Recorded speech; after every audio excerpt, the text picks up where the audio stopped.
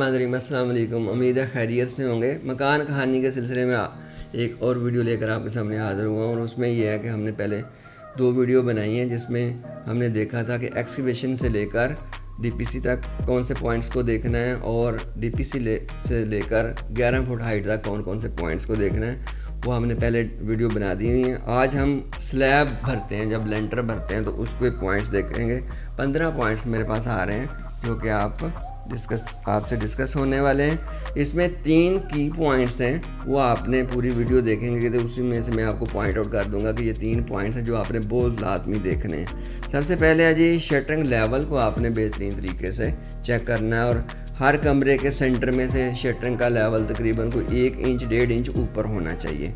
इसी तरह जो पहला की पॉइंट है इसमें, वो फर्स्ट फ्लोर के जो बाथ होंगे और किचन होगा उसकी स्लैब को आपने 6 इंच डिप्रेस रखना है ताकि ऊपर जब आपकी पाइपिंग शेपिंग हो तो उसमें आपका जो फ्लोर लेवल है वो 1 रहे। इसके बाद आ जाता है जी सीढ़ियों की शटरिंग। वो साथ ही आपने, अगर तो स्लैब भरनी है कंक्रीट की तो साथ ही आप शटरिंग करेंगे और उसी दिन सेम डे में आपने सीढ़ियाँ भी भरनी है। अगर आपने सीढ़ियाँ स्टील की बनानी है तो उतनी जगह फिर आप छोड़ देंगे। इसके अलावा इलेक्ट्रिकल वायरिंग है। इलेक्ट्रिकल वायरिंग से पहले आपने सरिया बांधना है और सरिया आपने स्ट्रक्चर इंजीनियर की ड्राइंग के बिल्कुल मुताबिक बांधना है और DHA में तो वहाँ पे बाकायदा चेक किया जाता है।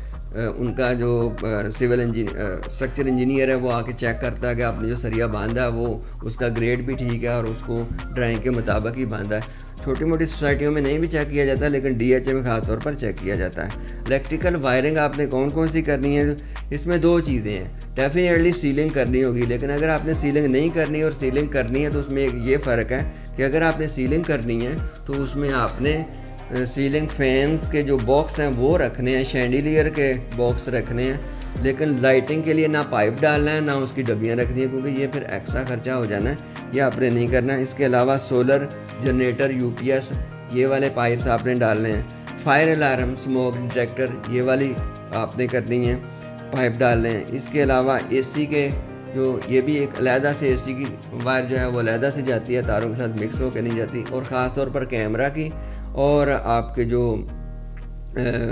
इंटरनेट की केबल्स हैं उसके जो पाइप्स हैं वो आपने अलहदा से डालने हैं। और उसके बाद आ जाता है जी फिर एक की पॉइंट है कि स्लैब की जब भराई करनी है उसकी रेशो क्या होनी चाहिए और उसके अंदर वाइब्रेटर चलाना है आपने। स्लैब की रेशो 1:4 होती है आमतौर पर, और 1 का मतलब है कि 1 बोरी सीमेंट की होगी, 2 बोरी रेत की होगी और 4 बोरी आपकी बजरी की होगी। इसको अच्छी तरह मशीन के साथ मिक्स करना है और गोल माल बनाना है। ना ज़्यादा पतला माल होना चाहिए ना ज़्यादा थिक माल होना चाहिए, गोल सा माल बना के बेहतरीन, और उसके अंदर आपने वाइब्रेटर लाजमी चलाना है। ठीक है, इसके लिए इससे पहले जब आपने लेंटर डालना है तो साइडों पे जो फट्टे या साइडों पे जो स्लैब वो लगानी है, लोहे की स्लैब्स लगानी है रोक लगाने के लिए, वो अपने सारी की सारी पहले मैनेज करवानी है क्योंकि वो साथ साथ लगा रहे होते हैं तो उसके अंदर ना लेंटर कंप्रोमाइज़ हो जाता है।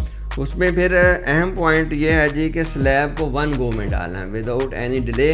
आपने खाने का वक्फा बीच में नहीं रखना, वो लेबर को पहले खाना खिला दें या बाद में रखें, आपने एक लेंटर को एक ही गो में 1 गो में डाल देना, डिले नहीं करना उसमें। अच्छा जी, अगले दिन फिर रद्दे लगाएं। रद्दे लगाने के बाद उसके ऊपर पानी खड़ा करें और 3 दिन तक पानी को खड़ा रखें। इसमें भी थोड़ा सा सर्दियों में और क्राइटेरिया होगा, गर्मियों में तो बिल्कुल ही आपने कोई वक्फा नहीं डालना, लेकिन सर्दियों में जैसे आजकल का मौसम है तो उसमें आप एक दिन कोई 8 घंटे ठहर के भी पानी लगा लेंगे तो कोई मसला नहीं होगा।